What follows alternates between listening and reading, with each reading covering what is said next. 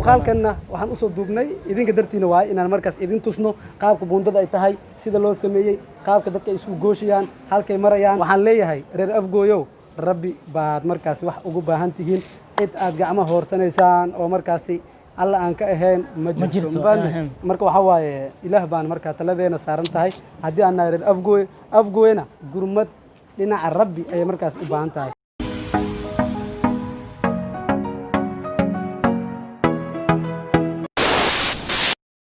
السلام عليكم ورحمة الله وبركاته دمان داودياش ميل بوجوكتان وحنا دلنا هاي وقت ونكسن بقشة دي كوجوري سادي تهجرنا كنا سوا بقطة فضلا سبسكرايب سار جنب كنا ركومو سياسن كودا فين مقالة دي وحبها هل كنا نسوق قلنا سيدو كلا لاجرا شير نداس أصحاب هذا مقال والبهال كنا نسوق قلنا أيقنا أيدور أيوقاتان إسلام كنا يداودان هذا بقى المقال كان سعود جدا وحن كجهل دونا وحن كسوقنا هاي بوندا دير كمعمل كدوال السمية taas oo markaasi ganacsatada reer Afgooye iyo sidoo kale macallimiinta degmada markaa ka howlgala oo iskaashtay buundadan ay sameeyaan buundadan waxa markaasi faa'iido u tahay dadyoga reer Afgooye isla markaana awal hore markii fatahaad ay dhacday meelihii la mari jiray aysan mari karin oo markaasi meel walba aad markaa isku dayday inaad aad markaa bixayso inaadan bixi karin oo markaasi marinkii wadooyinka hakad baa galay biyo baa dhex yaala hadda u jeedaan inta ku sugannahay halkan ku sugannahay biyo baa dhex buuxa waxa waaye waxaana joognaa imika masjidka weyn isbahaysiga oo aad ogtihiin in muddo uu xirnaa oo markaasi salaadihii aan lagu dukan jirin imikana markaasi maanta iyo maalintii shalay ahayd markaasi si weyn loogu dugtay waa alla ma hadii ilaah baa ku mahadsan hadeerna waxaan markaasi idin la wadaageynaa buundada qaabkeeda iyo sida loo sameeyay iyo qaabka u marayaan dadka reer Afgooy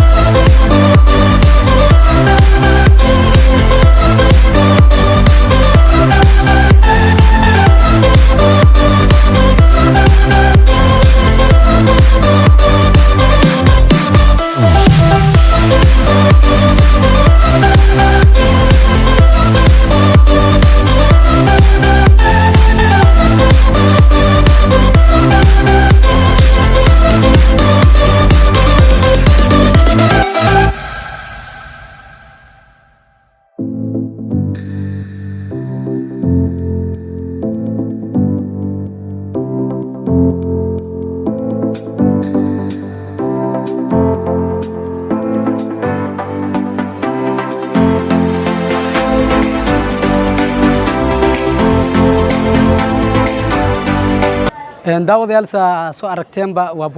buundada macmalka ah markaasi dhawaan la sameeyay ilaa iyo 4 maalmood 3 maalin aan ku qiyaasay inay markaasi ay dhisan tahay waxaana buundadan markaasi loogu talagalay dadka reer Afgooye inay ka faa'iideystaan ayagoona aan ognahay in mararka qaar meelaha aadi jireen aysan aadi jirin oo fatahaadan dhacay iyo roobabkan dhacay awadii meel kasta ay biidhax yeeleen marka ganacsatada iyo sidoo kale macallimiinta qaar degmada ka howlgala oo iskaashtay buundadan ay sameeyeen ayagoona markaasi ugu adeegaya ama markaas u sameynaya ardayda iyo ganacsatada awgi marka buundada faa'iido waxay u tahay dadkan reer Afgooye oo halkii ay mari jireen marka biyo u dhex yaala oo markaas biyihii ay dhaafiyeen imikana markaasi ay fududahay oo inay sahal ay ku maraan oo markaasi si fudud ay ku maraan buundadan waa laba qayb qayb waxaan ka soo bilaabnay isaad aragteenba kawaanyaraha ilaa iyo buundayarta ay u dhaxaysaa buundayarta markiin ka soo talaabnana aaga markaasi iskuulka alqaasimi ilaa iyo halkaas isbitaal weynaha u dhaxeeya ayaa markaasi buundada labaad ay ku taallaa oo loo sameeyey dadka reer Afgooye marka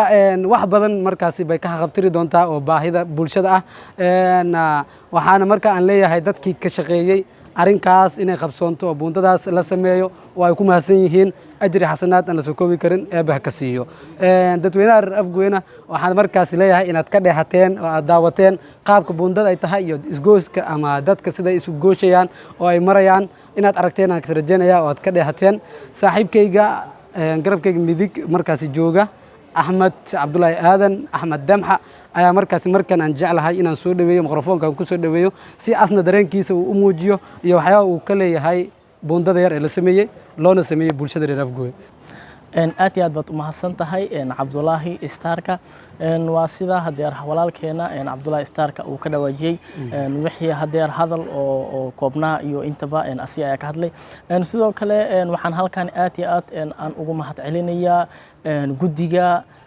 كرأي أهان دتك وديبتي يو مالكي يو خرجكي يو أنتي أو رأي فكر يو أنت بدتك سو دري إن لها جاجو إن بوندداني معمل كأ إن هذا هرتا إن باهدي أو سي أو لو خبي إن رافيتانك إن أذوق صباحا إن بونديرتن أو جود باي إن سوقا سلعي إرفاتكي يو مر إن لراعو جاري أو لعك لسيو إن جاري مر وكاقاتو شنكون أما إن كير شنكون أو صدحكون إن معناه أو كاسو هذا هلا سوق يرب هذا نسيت وجدنا أو كوكينو هلا هاني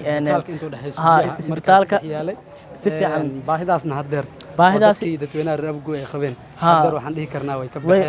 way ka baxeen ma sha Allah ka xaqabtiray dadka iyo gudiga iyo sidoo kale arintan inay qabsoonto ku dadaalay aad iyo aad maal kharash fikir intaba ku bixiyay markaana markaas inay buundadan ay sameeysanto inay u fududaato inay meelihii ay mari jireen ay maraan isla markaan dantoodii ay soo qabsadaan marka taasi ma hadaas oo idil isku dub ahaan Allah subhanahu wa ta'ala ay u sugnaatay sidoo kale sidaad u jeedaanbo meeshan waxa ku yaala masjidka Kuwaitka fiidiyoogii webiga iyo barnaamijkii fatahaadii ugu horeysay fiidiyoogii aan soo duubeynay waxaan soo dubnay xilli masjidkan uu xirnaa aan lagu dukanaynin sidoo kale baahida ugu weyn ay jirtay waxa kamid ah sidoo kale dugsi ayaa halkan ku yaalo oo masjidka daris dugsiyaas ardaydii baahi weyn ay u qabeen in loo furo dugsiyoodii sababtoo ah waxay baranayaan waa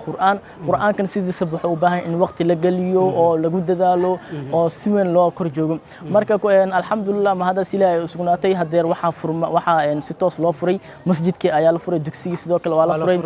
baahidoo kale ay jirtay ayaa waxay ahayd iskuul ayaa u dhow iskuulka Abi Muusa iyo sidoo kale iskuulka Al-Qaasim buundada macmalka ah aad aragteen buundadaasi ayaa Ilaahay subhanahu wa ta'ala inoo soo hagaajiyay buundadii waa la dhisay ayadoo waliba qayb loo dhisay qaybta ugu horeey laga soo bilaabay waxay ahayd qaybtaasi kawaanka ama suuq yaraha ayaa laga soo bilaabay ilaa buundada ayaa la soo gaarsiiyay hadana buundada marka laga soo talaabo iskuulka Al-Qaasim ayaa laga soo qabtay ilaa hadar sidaad arki kartaan waxa la keenay isbitaalkii ama meesha isbitaalka markaasi meeshaasi aad iyo aad ilaa hadda halkaas ayaa la keenay hadda marka ma hadaasi alxamdulillah Ilaahay ay u sugnaatay sidoo kale hadeer sidaad u jeedaanba isbedel weyn ayaa dhacay maalin horaad waxaan ku halkaan aan ku imaanay anagoo qaarkeena kawaha waaweynka oo roobka loogu talgalay ay kawaha naftirkooda damxow kawaha naftirkooda aad wadateen cali iyo adigaba muuqaalka ilan idinka ka soo muuqday idinka warbixintaas diyaariyay marka kawihiina ayaa bihi soo dhaxgalay bihi soo buuxdaafiyeen marka saameynta hadeer ama isbedelka hadeer jira waxa waaye hadeer waxaan joognaa darbiga waa u jeedaan halkan aan ku sugannahay hortiina noogu jiro si nadiif ah ku mareena laakiin markaas waxay aad labadiina waxaad ku dhex jirteen biyo dhaxdooda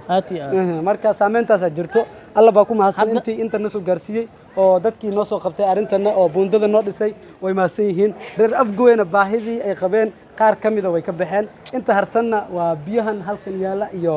inta kawaanyaraha u dhaxaysa halkaas yaala in markaas ay yaraadaan ay nusqaamaan zero ay noqdaan eber ay noqdaan dadkiina ay meelihii ay aadi jireen si wanaagsan oo fudud ayagoo lugtooda caafimaad qaba inay ku tagaan goobihii ay aadi jireen marka taasan alla ugu baryaynaa alla ka sugowna dadkan hadda arintan ka shaqeeyay in buundadan la dhiso dadkii reer Afgooyena meelihii aadi jireen ay si wacan ku maraan oo markaasi isgooskii markaasi inta halkan isbitaal yaraha ilaa iyo markaasi kawaanka inta u dhaxaysaba waxaa inta muuqaalkan ka horeeyaba hore saa usoo daawateen waxay ahayd biyo fara badan markaasi yaalay haddeerna biyihii qaar way nusqaameen oo markaasi isbeddel baa ku yimid isbeddelkaas aan sheegayn waxaa waaye haddeer waa muuqaalkas aad ka dheehan kartaanba waan sheegay oo haddeer waxaan joognaa meel nadiif ah oo muuqaalkan waxaan ku duwanaynaa meel nadiif ah oo markaasi derbi ayaan markaa joognaa kaween waa nugu jira waxaa waaye ilaah baa ku mahadsan waxaan leeyahay reer afgooyow rabbi baad markaasi wax ugu baahan tihiin cid aad gacmaha hoorsanaysaan oo markaasi alla aan ka ahayn ma jirto marka waxaa waaye ilaah baan markaa taladeena saaran tahay haddii aan nahay reer afgooyena gurmad dhinaca rabbi ayay markaas u baahan tahay dhinaca dadweyne dhinaca gacan kale uma baahna marka waxaa waaye